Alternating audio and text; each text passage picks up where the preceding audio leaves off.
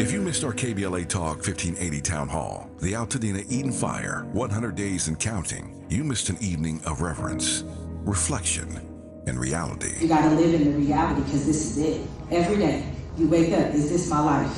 Don't stay in denial because yes it is. Don't stay in bargaining where you're praying for a miracle and if it wouldn't have happened, then this is what I would have done. It did. Our panel participants kept it real. Really real. I think, number one, it's amazing to me how we ignore systemic racism in our community, and as a people, we've apologized for so much, but when will we stop apologizing for what we have paid for? Because the truth of the matter is we paid for this. You can always count on KBLA Talk 1580 to give it to you straight, no chaser. When you love folk, you tell them the truth. Seeking the truth, speaking the truth. We're KBLA Talk 1580, and we don't black down. Jump,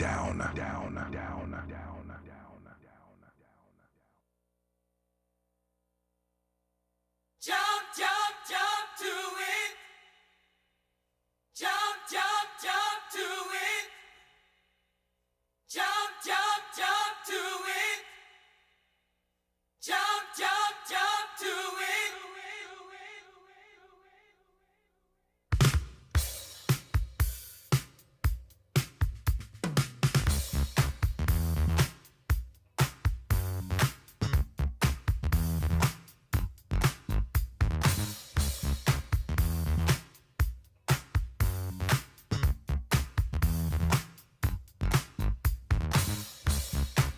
That's the thing we're about to come to. Girl, I got to go. Got to go now, really. Yeah, I'm kind of in a hurry. Uh-huh. Here's the reason why.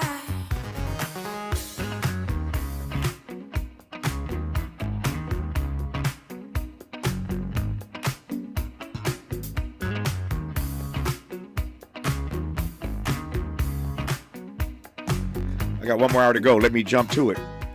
As the Queen of Soul would say, Aretha Franklin. In this hour, a conversation with former White House counsel John Dean.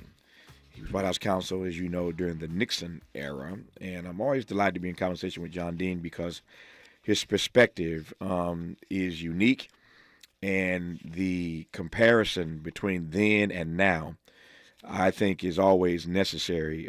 There's so many lessons to learn from then that we can apply to now.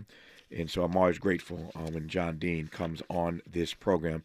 John Dean, how are you, sir? I'm good, Tavis. Nice to visit with you, as always. Man, nice to hear your voice, as always. Thank you for the time. Glad we have an hour. There's a whole lot I want to cover here. I think I want to play. You have this clip, Miles? I want to play. I played this earlier in today's program, but I want to play it for you, John, in case you didn't hear it, in case the audience didn't hear it if they weren't listening earlier.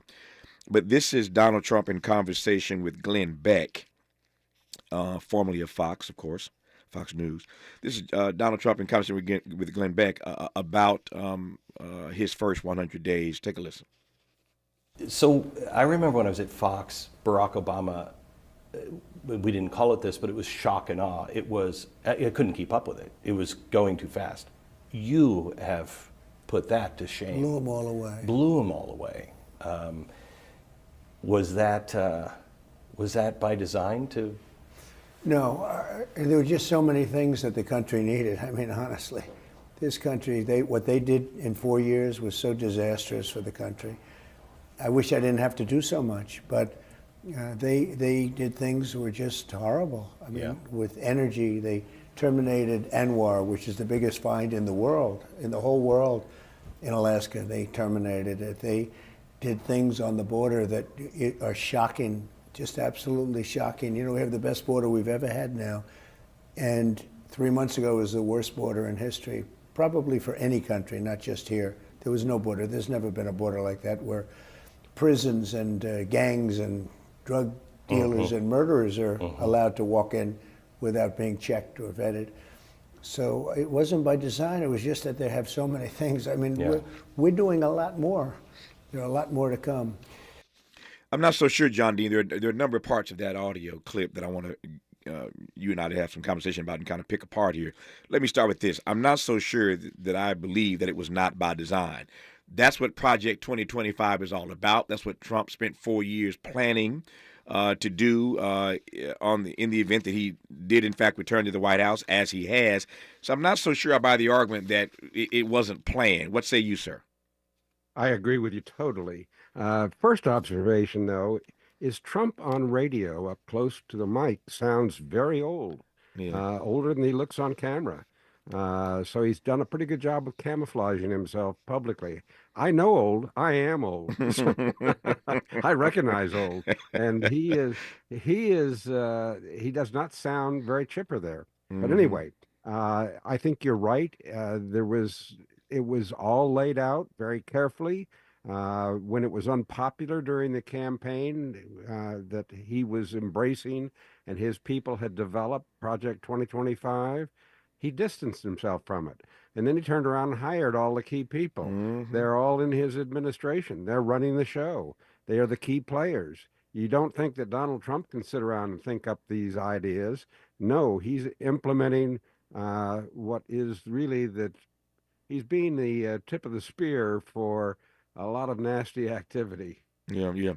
The other part of that clip that I want to give you a chance to sound off on is his suggestion that there's a whole lot more to come, that they're just getting started, a lot more to come. I discussed this with other guests on this program, but again, not with John Dean, about whether or not this kind of this governing by executive order is sustainable. I think not. But what say you about his commitment to do a whole lot more of what we've already seen? Well, I've read that he's done 200 plus executive orders so far. What's interesting is he's got 200 plus lawsuits so far. So what he is doing with executive orders, first of all, they're not processed carefully.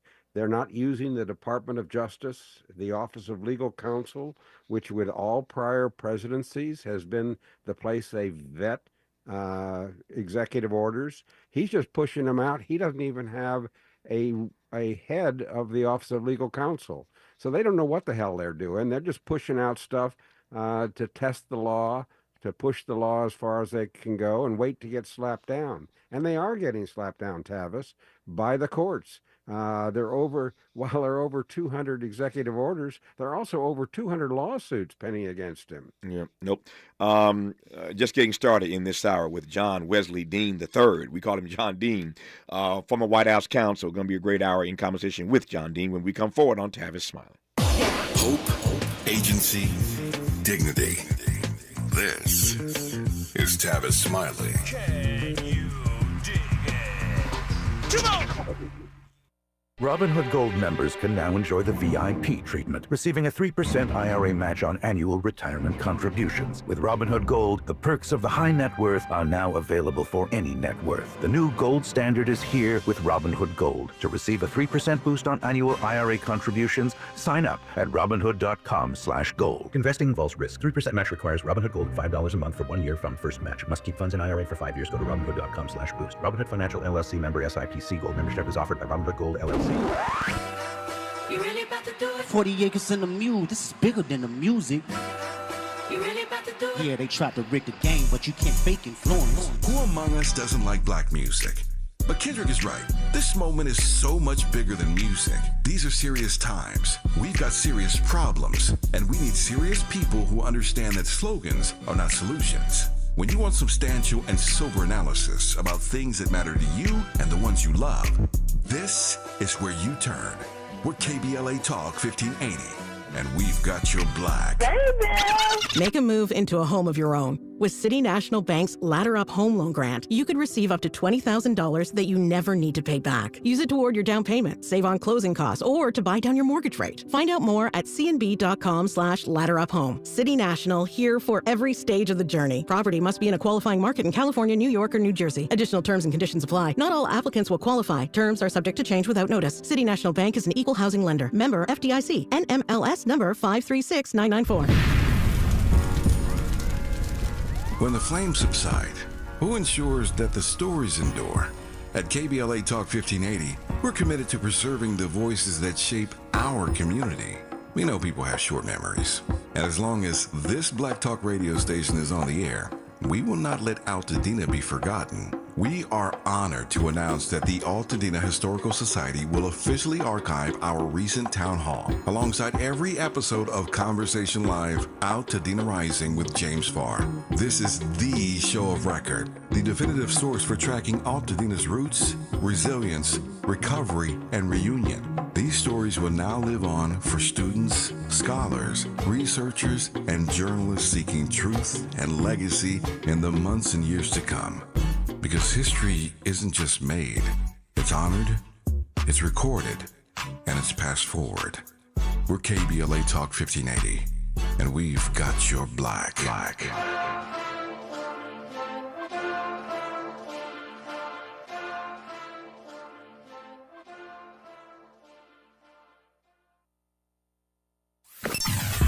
Sometimes he fails at fitting in, but we're okay with that. You're inside the Tavis Smiley Show. You are indeed with former White House counsel John Dean. John Dean, you are my last conversation on these first 100 days, or Trump's second 100 days.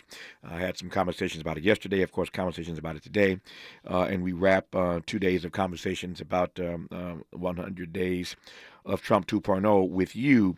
Before I go forward, let me just ask you, broadly speaking, what are your thoughts about what you've seen in these first 100 days? What I've seen has been extremely unpleasant, exactly what I talked about before the election was going to happen. This is an authoritarian personality. He thinks of himself as a dictator. What I was pleased to see this morning at the 100-day mark, somebody has finally done a poll that indeed now 52% of the American public agrees he's a dictator.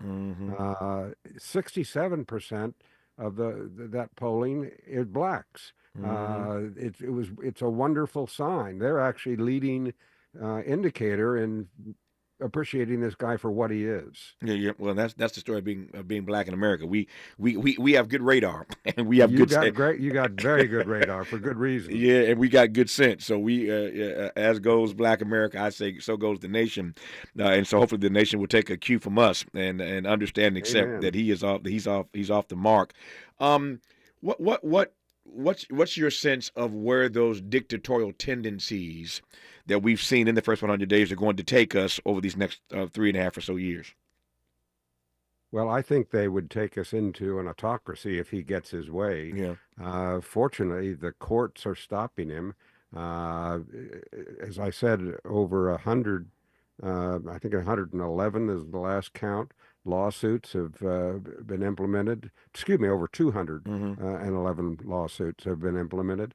And the courts are playing a check. Both judges, federal judges he appointed, as well as those appointed by his predecessors, are calling it out for what it is. He has no authority to be doing the kind of stuff he's doing, from his insane tariffs, which he does not really, under the Constitution, have the authority to invoke. That's a power left to the Congress, and the Congress really has not delegated it to him.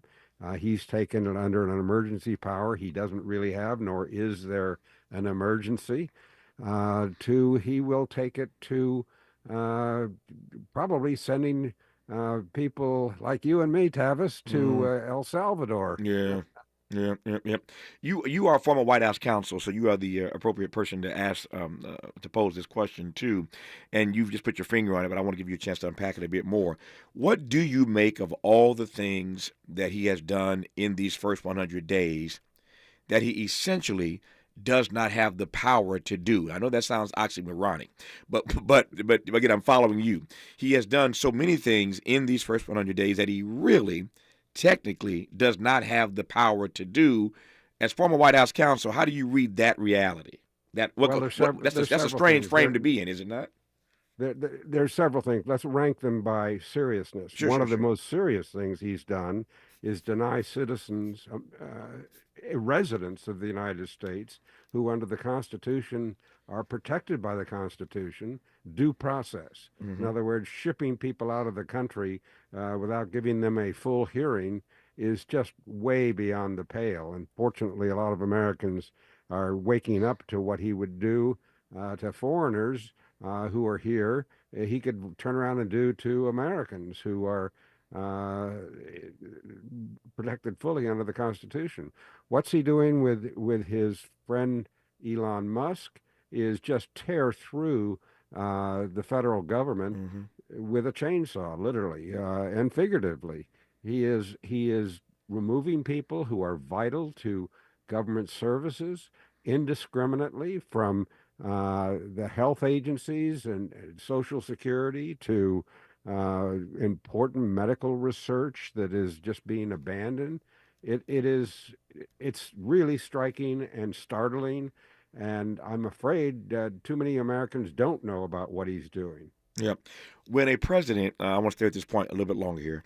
When a president does things that he really doesn't have the power to do, but does them anyway, who stops him? Well, that's a very fair question.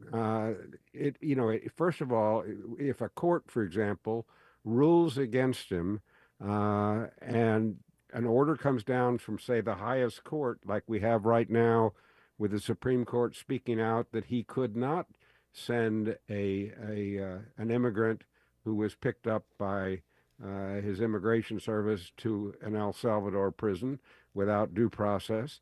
How do you deal with that? Well, that hasn't played out yet, and there are several potentials. If he is consistently defying the law, consistently defying court orders, he could be the remedy that is normally imposed is impeachment. He is indicted by the House of Representatives and then convicted by the Senate.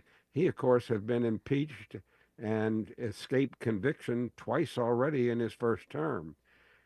Right now, the Republicans are sitting on their hands about everything, but at some point they may realize, their own well-being is in jeopardy, and the way to cure that is send him packing to impeach and convict. Yeah.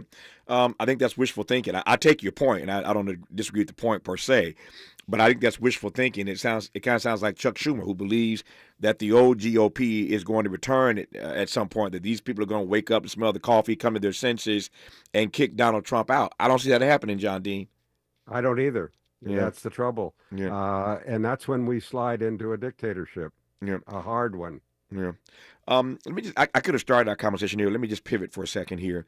You were a former White House counsel, and so you understand what the role of the White House counsel is. And my read is that the White House counsel's role is not necessarily to rubber stamp everything the president wants, says, or does.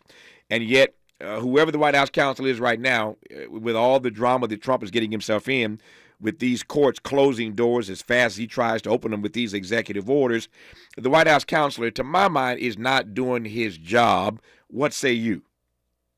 There was no White House counsel before Nixon. His informal counsel from his campaign became the first White House counsel. There had been special counsel to the president, but prior presidents before Nixon all relied on the Department of Justice. Principally, the Office of Legal Counsel was the counsel or the law firm for the president.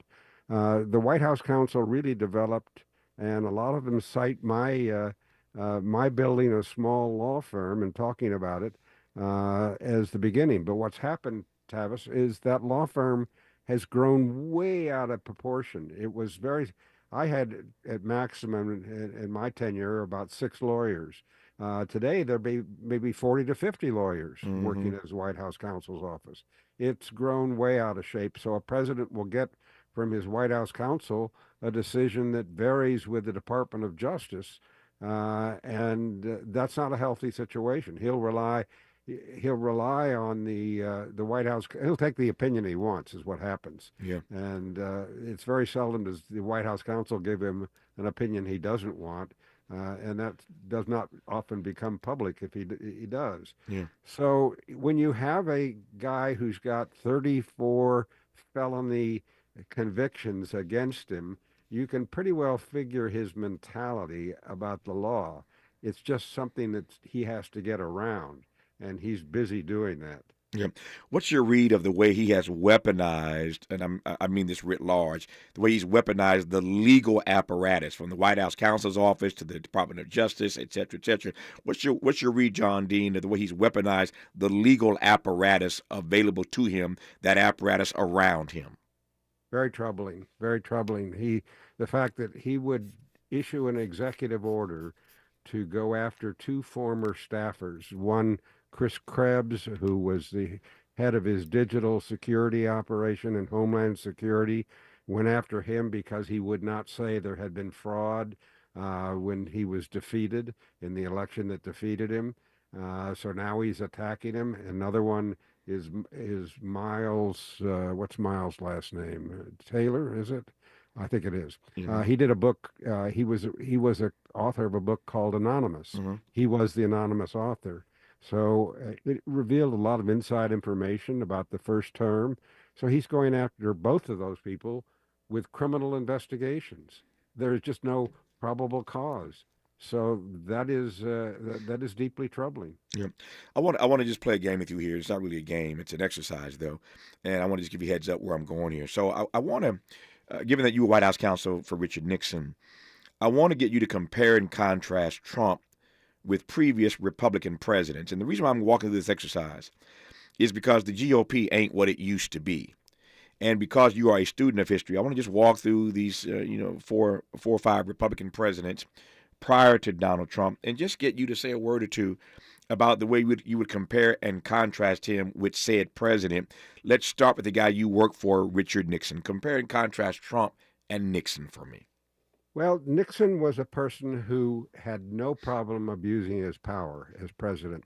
What is often, I'll never be viewed as an apologist for Richard Nixon, but I must say he did have a plan and he did have a motive that was not improper. He really wanted to be a peace president, didn't care much about domestic policy, was fascinated by world politics, and thought indeed he could, in that office, help bring decades of peace. And that's why he pushed the law. That's why he abused it often. Everything from wiretapping his opponents, who he thought were impeding his ability to govern, to impounding funds, which is now the norm for Donald Trump. And Nixon was impeached for that, but they didn't have it, so they later, post Watergate, wrote a law that prohibits impounding funds. Impoundment means don't spend money Congress has authorized and wants spent. Would you agree with this sentence that Donald Trump is Richard Nixon on steroids? I've said that. He is. The big difference between them, Tavis, is the fact that actually Richard Nixon had a conscience and could experience shame. I don't believe Donald Trump has a conscience and can experience shame. Yeah. I think you're right about that, sadly and regrettably. I think you're right about that. He wasn't there a long time, but how would you compare and contrast Donald Trump and Gerald Ford? Very different creatures.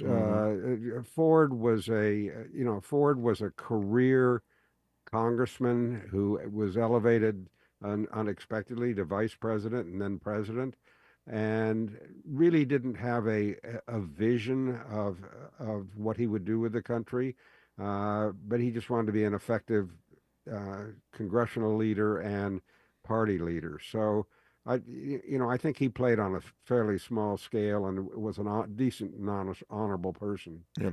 The GOP is never going to be what it once was. That's why I'm walking through this list to get John Dean's perspective, former White House counsel, student of history, comparing and contrasting the Donald Trump and the GOP that we have now versus what was. So that's Nixon, that's Ford. How would you compare and contrast Donald Trump and Ronald Reagan? Ronald Reagan was certainly much more able in front of a camera, and was really the beginning of highly performative politics.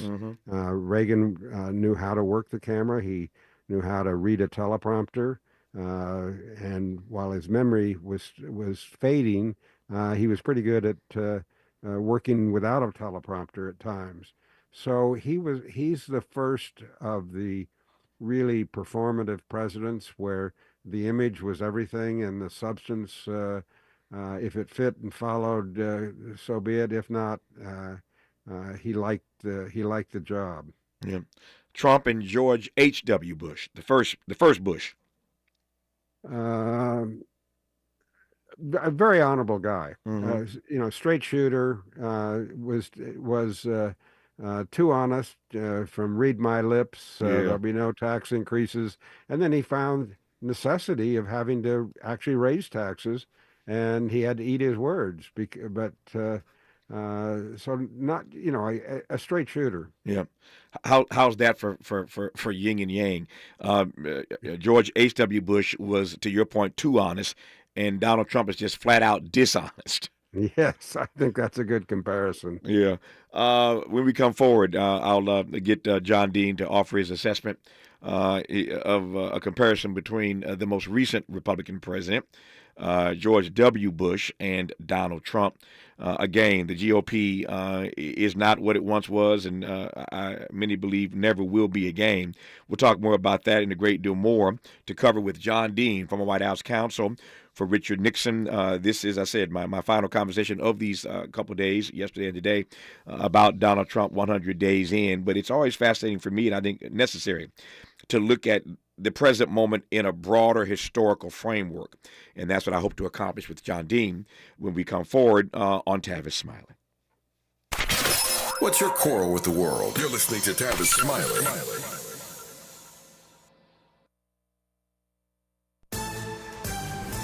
I'm Bree Wood with 4 Things You Should Know with BIN News. 3 former Memphis police officers charged in Tyree Nichols' death resumed their state trial today. Nichols died after being beaten during a traffic stop in January 2023. The officers face multiple charges, including second-degree murder.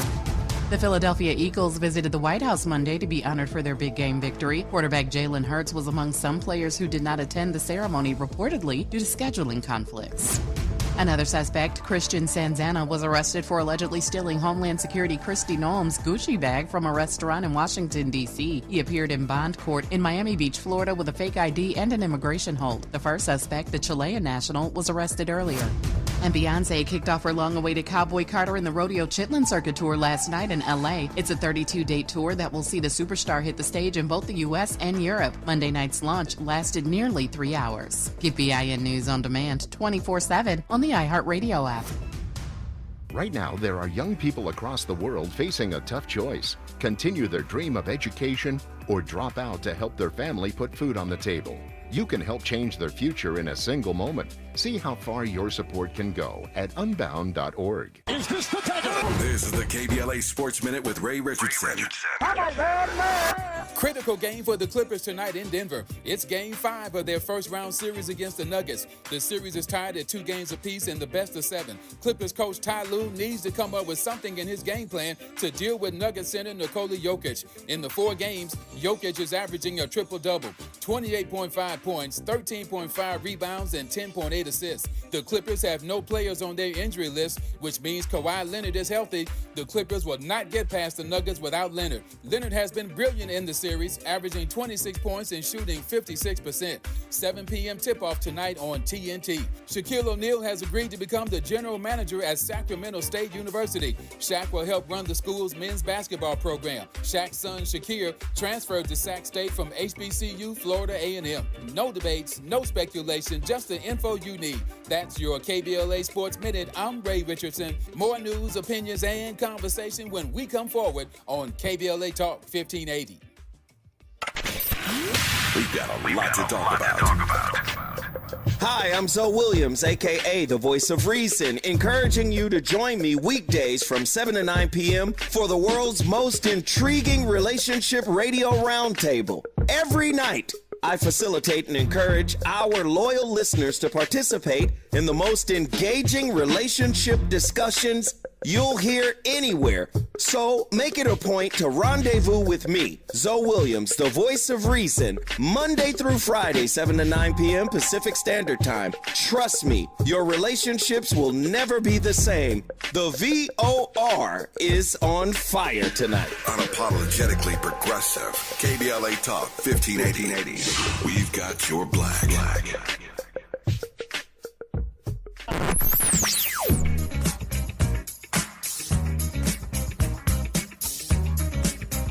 This is KBLA Talk 1580. Talk radio. That's music to your ears. We're unapologetically progressive. KBLA Talk 1580. Paid for by government.com. Did you know? The United States Mint has issued a new Morgan silver dollar coin in proof condition for the first time. Not only that, they are also minted in 99.9% pure silver for the first time ever in history. Coin experts are calling this an amazing opportunity for anyone that knows the enduring popularity of Morgans. But you must hurry. Only 400,000 of these legal tender silver dollars were issued. These first ever Morgan silver dollars are brand new with stunning mirror-like finish, minted by the iconic San Francisco Mint. Call now and you're guaranteed a new first ever 99.9% pure silver proof Morgan dollar. To learn more, call 1-800-973-9717. If you order now, you will receive a free coin collector bonus pack, a $25 value, free with every order. Call 1-800-973-9717 now to secure your new Morgan silver dollars before they are gone. That's 1-800-973-9717. All I need is one mic. With a KBLA Talk 1580 editorial, I'm Tavis Smiley. With so many shows on our station weekdays and weekends, it's hard for me to keep track of all the guests who are actually in studio on any given day. I wish I'd known in advance that LADA Nathan Hochman was coming in studio for a recent interview. Had I known, I would have loved to have personally greeted him and then asked him why LA City Council member Karen Price is being criminally prosecuted for allegations of misconduct similar to the conflict of interest violations for which former City Council member Kevin De Leon is only being fined. What's that about, Mr. DA? In fairness to Mr. Hochman, it was former DA George Gascon who actually filed felony charges against Councilman Price. I opined then on how these criminal charges against Price did not pass the smell test. I was concerned then that this was yet another wayward prosecution of a high-profile black elected, not to mention a waste of taxpayer money. I am even more convinced now that this is a hot mess. To be clear, neither you or I want a bunch of self-serving, greedy, conflict of interest criminals managing the people's business inside LA City Hall. But we also don't want selective or targeted prosecution of black politicians. We've seen that movie before, and we don't need a sequel. It's hard to watch Kevin De Leon get away with paying an $18,000 fine for repeated ethics violations, what he calls an oversight, and at the same time, watch the DA's office continue its criminal prosecution of Karen Price for issues allegedly involving his wife's clients. Motions, I might add, that were passed unanimously by the LA City Councilman.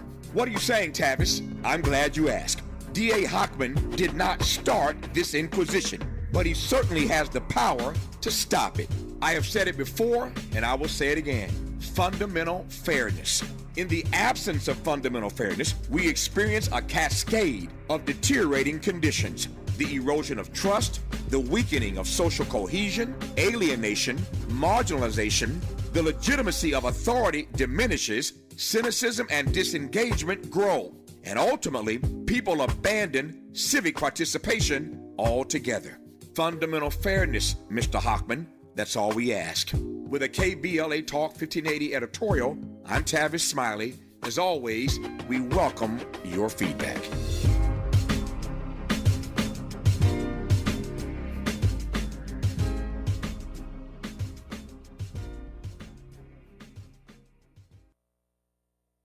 He's a paradigm pioneer. and the top-rated African-American talk show host in the nation, according to Talkers Magazine. You're tapped in with Tavis Smiley right now.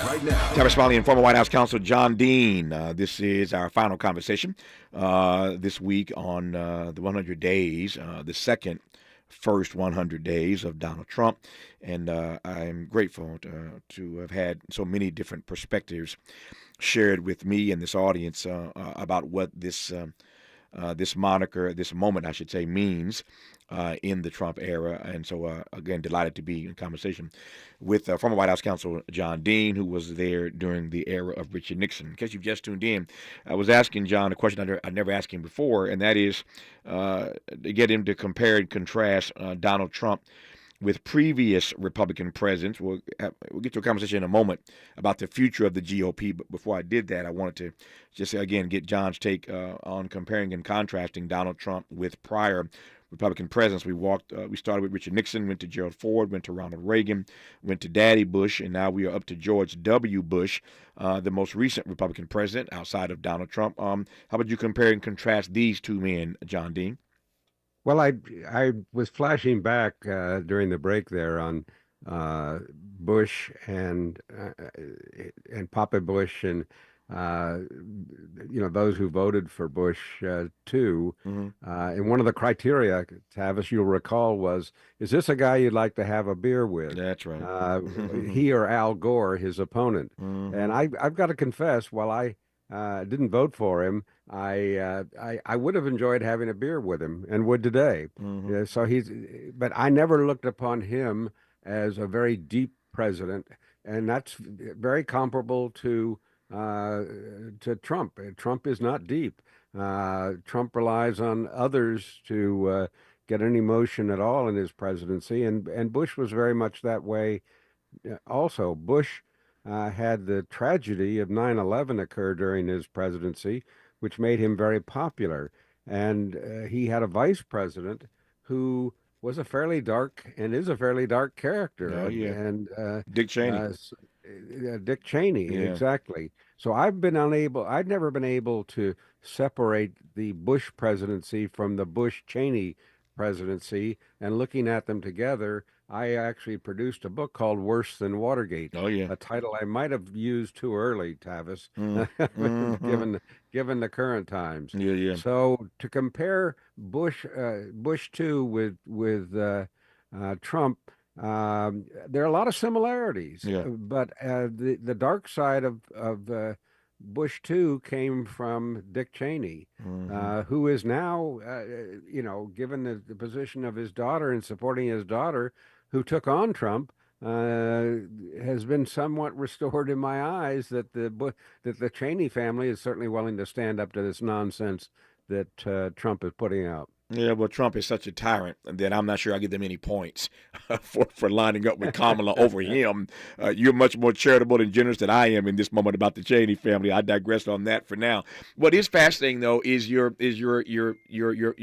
comment you made a moment ago, comparing George W. and Donald Trump, specifically this notion that they are really. I'm trying to find the right word here. Maybe not exploited is one word. That's one way to look at it. Exploited, but certainly managed, maybe a better word, by the people around them. Donald Trump really isn't an ideologue, but he's surrounded by ideologues. We think that George W. Bush was an ideologue. He was surrounded by ideologues. Dick Cheney, Donald Rumsfeld, of course, and others. What say you about the people around Trump who are getting every single thing they want with him at the helm? I think it's pretty telling. I think that Trump was viewed by many that ended up turning around and supporting particularly his second term, as an empty vessel through which they could pour a lot of their own wacky and radical ideas. That's right. That's exactly what they're doing. Project 2025 is the perfect example where every radical, harebrained idea that has been in the right-wing atmosphere for the last 20 years is now being poured through Donald Trump and trying to be implemented. So Trump is even a more empty vessel than George Bush was. and I think they're pretty dark characters. Stephen Miller, a California LA product, is there, and I've never seen a man so bitter against immigrants, and yet he's the product of an immigrant family. That's right. So it's just it's a dark time, Tavis. It's a dark time. Yeah. I've said many times on this program and elsewhere that I think our country would be better served by having more options, more parties, more choices. That's just me. I supported Cornel West, an independent for president in the last election. Again, that's just me. My point is I think we'd be better served if we had more choices and more options. And only in our politics are we given two choices. I mean, there's nothing else I could point to right now that I only have two options. Anything I purchase, anything I buy, anything I want to own, I've got a variety of things to choose from. But only in our politics do we find that we only have two choices. That's a commentary unto itself. Put a pin in that for the moment. What I'm pushing toward is the point that at least we have to have two strong parties. At a minimum, we need at least two strong parties. There's got to be some alternative. And to my mind, Chuck Schumer's got it wrong. The old GOP is never going to come back. He can hold his breath all he wants. It's just not going to happen again. I am curious as to how you, having been there all the way back to the era of Richard Nixon, look at the way the GOP stacks up or doesn't stack up today versus then. Well, as you may or may not know, I've done actually, I did when you were doing television a number of my books on your TV show. Because I've been cranking out books for several decades now, and the thread that runs through those books is the disintegration of the Republican Party. That's right. How it really has gone from having been a big tent party that had both a left and right and mostly in the moderate middle to a party of radical, racist, really kind of nasty people. And that is the core of the party today. It has been striking and disappointing. And a lot of my Republican friends are deceased, sadly, and they've got to be spinning in their grave at what's going on. I think you are absolutely right that the Republican Party of yesterday is never coming back. Whatever it morphs into next, and it looks like it's going to be more and more towards an autocratic party that would like a dictatorship in waiting or to push that. And there are people a lot brighter than Trump that could push it probably better and more effectively than he is. That's the threat that's going to be out there for Americans is, do they want democracy or do they want autocracy? And that's not a very pleasant choice, I think. Yeah. I was reading last night, and I want to ask John Dean about this when we come forward here. Reading last night about the 55th anniversary of the Kent State Massacre. If you've been around a while, you'll recall the Kent State Massacre. And if you're a student of history, you know the Kent State Massacre. And if you don't, in Google and read about the Kent State Massacre 55 years ago. I was reading about that last night, and I want to ask John Dean, again, as former White House counsel, his view about the state of dissent in this democracy. What about dissent in our democracy? My read of Donald Trump in these first 100 days, he's done everything he could to stamp out dissent, and that's part of what this is all about, just pushing back on any dissent against him or the folk around him, the things that they believe in, the agenda they want to push. They are trying to squelch dissent. That's my read of it. Curious to get John Dean's take on that when we come forward on Tavis Smiley.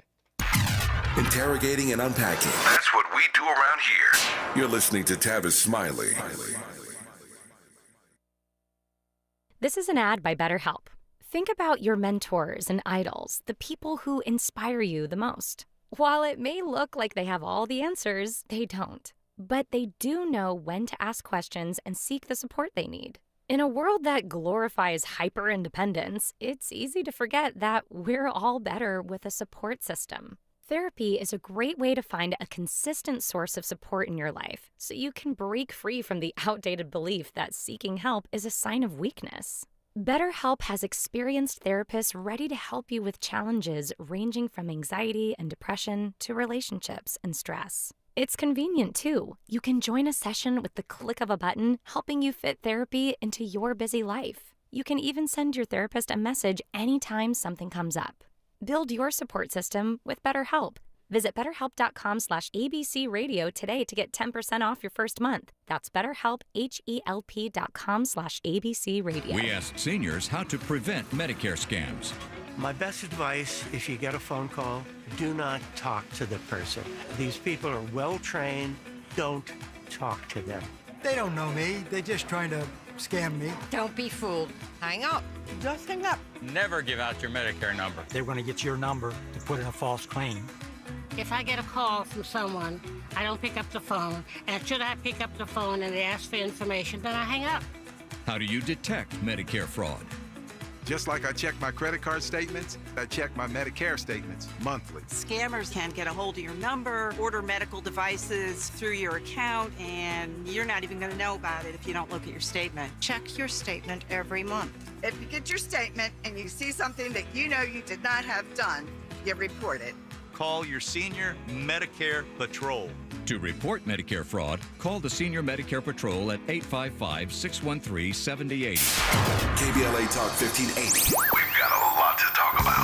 KBLA Talk 1580, connecting you with services and solutions. If you need help getting your resume in order, finding job training, or landing a job, we've got 3 great options for you. First, the City of Los Angeles has WorkSource centers across the area offering free job support. The California Workforce Development Board can help you with everything from GED prep to vocational training at no cost to you. On the federal level, the Department of Labor's American Job Centers offer a full range of services for job seekers and businesses alike. Visit careeronestop.org, or for more info, just call California's Help Center or visit cwdb.ca.gov or call 916-657-1440. For the City of Los Angeles programs, go to ewdd.lacity.gov or call 213-744-7300. All these services are free to help you get your next job. This is a community call to action from KBLA Talk 1580.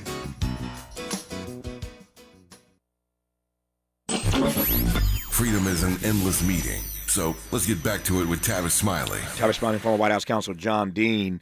John Dean, you ain't got a democracy if in that democracy you cannot dissent. It seems to me that one of the items on the agenda in Trump 2.0 is to squelch dissent as much as they can. What say you? I totally agree. It is the key to an autocrat's success is to not have any opposition, particularly public opposition. This is what they do, and this is exactly what Trump is trying to do at this point. Been thinking a lot about how diverse our media has become with the internet and how difficult it's going to be. There's talk radio, there are blogs now, there are podcasts, there are lots of tools to get the word out, which makes it more difficult. But still, there's no question that Trump is going after big media right now. We saw it with CBS and 60 Minutes. Oh, yeah, absolutely. They're trying to threaten to not allow a merger to go forward. So the head of the executive producer on 60 Minutes walked out. He said, I'm not going to do it. That's right. Kind of sad. That's an institution, 57 years of broadcast and some pretty startling and solid stories that presidents don't like. Yeah. So yes, you're right on. Your voice, my voice, everybody's voice is very important, or we don't have a democracy. Yeah. We talked yesterday about that 60 Minutes story. We played audio yesterday of the final minute of 60 Minutes on Sunday night when Scott Pelley just laid out the story. for why Bill Owens stepped away as exec producer of 60 Minutes, owing to the pressure that he was feeling coming from Sherry Redstone, who controls Paramount. Paramount owns CBS, and the pressure that they were under to do things a bit differently when it comes to their journalistic integrity than the way they've done it for 57 years on this storied program, 60 Minutes. So we talked about that in detail yesterday on this program. When we come forward in our remaining moments with John Dean, I do want to ask him this. In Trump 1.0, it didn't start out this way, but eventually, speaking of dissent, there were folk on the inside who dissented. Fast forward to Kamala Harris's campaign for president, and there were a lot of Republicans, Dick Cheney, Liz Cheney, and others. Never seen so many Republicans endorsing the other person. There were a lot of Republicans who endorsed Kamala Harris under no conditions where they're going to support one Donald J. Trump. But it didn't start out that way in the first term. But eventually there were voices, there were folk on the inside who did, in fact, dissent and left that administration. I don't get the sense at this point that's going to happen this time around with the people he's chosen to be in his cabinet and in the administration. But I am curious as to John Dean's take and whether or not it is, in fact, just a matter of time before some folk on the inside start to dissent, or maybe not. That's the exit question for John Dean when we come forward on Tavis Smiley. For all the freedom-loving folk, this is Tavis Smiley. I feel like freedom.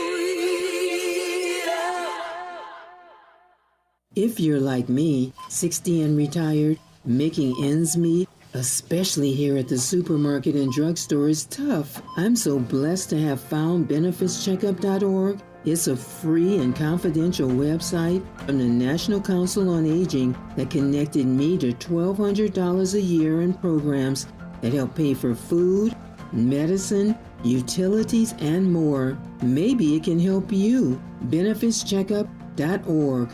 You know where you want to go in life, and City National Bank can help. City National knows the dedication it takes to build your vision for the future into a reality, and our team is here for you. We have a wide range of options to help, from personal savings accounts to interest-bearing money market savings accounts and more, all designed to help you get where you want to go. City National, here for every stage of the journey. Learn more at cnb.com. City National Bank is a subsidiary of Royal Bank of Canada, member FDIC. My mom has decided to learn to paint, and she's good. My dad's now into creative cuisine, and I've already put on 6 pounds.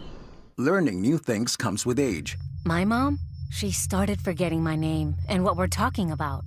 Forgetting well-known things doesn't. Memory loss may be a sign of Alzheimer's disease. Early detection gives you and your loved one time to plan for the future. Learn the warning signs of Alzheimer's at 10signs.org. Brought to you by the Alzheimer's Association and the Ad Council. Texting privacy policy and terms and conditions posted at textplan.us. Texting enrolls for recurring automated text marketing messages. Message and data rates may apply or play stop, opt out. Individual results may vary. Consult a doctor prior to use. If you've struggled to lose weight in the past, this important message is for you because you could lose as much as 50 pounds or more with Zelfie. Zelfie makes it easy and affordable to get weight loss treatment 100% online. Zelfie providers can prescribe FDA-approved GLP-1 weight loss medications clinically shown to help people lose weight, like Wegovy, Zepbound, and others. Plus, help get the medication covered by insurance, so it's as little as $0 a month. The doctors are super helpful, and the meds have been a game changer. It's the first program I've had success with. Before Zelfie, I was unable to lose weight, even though I was eating healthy and exercising 6 days a week. Zelfie helped me not only lose weight, but I feel so much better. Text GOAL to 200-300 to get started today with Zelfie and see if weight loss medications like Wegovy or Zepbound are right for you. Don't wait. Text now for a link to your exclusive offer. Text GOAL to 200-300. That's GOAL to 200-300. GOAL to 200-300.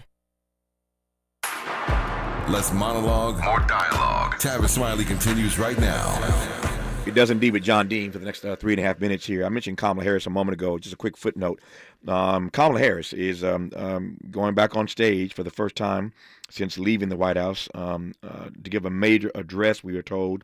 Her first major address again since leaving office. That's tomorrow night, Wednesday, in San Francisco. She's speaking at for an organization called Emerge, an organization that empowers women in politics to run for office. And she worked with this organization in 2003 when she ran for DA in San Francisco. So she's going back home to San Francisco to give a major address tomorrow night. We are told that address is going to majorly criticize Donald Trump. She's going in on Donald Trump tomorrow night, we are told, in San Francisco. I just hope it's better than her NAACP Image Award speech, where she was talking about the clouds gathering. I don't know what Counsel was talking about that night, clouds gathering. The clouds had already gathered, and they were dark, and it was hailing on all of us. She was talking about the clouds gathering. She was behind the frame then, so we'll see what she comes with tomorrow night. But Kamala Harris giving a major speech tomorrow night, since I mentioned her, in San Francisco. Now, John Dean, the exit question with 2.5 minutes to go. It's all yours. In the first administration, it didn't start out this way, as I said, but eventually Donald Trump started hearing footsteps in the dark, to quote the Isley brothers, and there was some dissent at some point. Not sure that's going to happen this time around. What say you? Very doubtful dissent from within. There'll be lots from without, and it's growing. But he's now surrounded himself with the truest believers, and they have not only been drinking but gulping the Kool-Aid. Yeah. They're trying to sell it to others, and they're not going anywhere. They'll rationalize, justify, and explain away what is the most disastrous presidency in American history. Yeah. And how much more disastrous do you expect to get?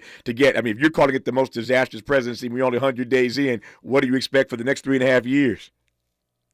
Prayer. I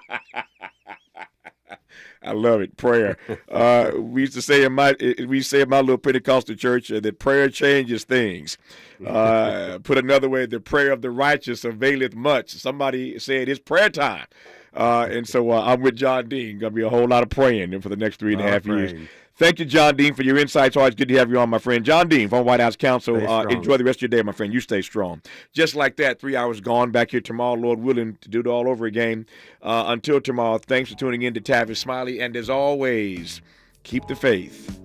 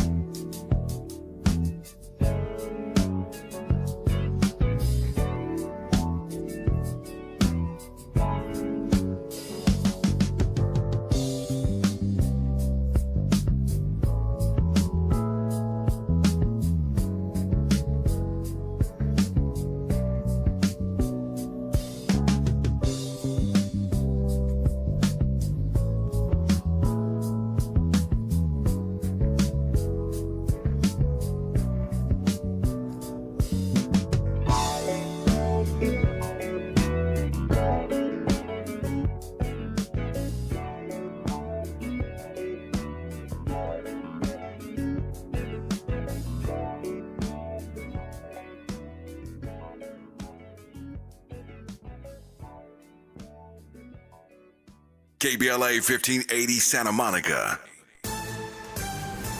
I'm Bree Wood with 4 Things You Should Know with BIN News. 3 former Memphis police officers charged in Tyree Nichols' death resumed their state trial today. Nichols died after being beaten during a traffic stop in January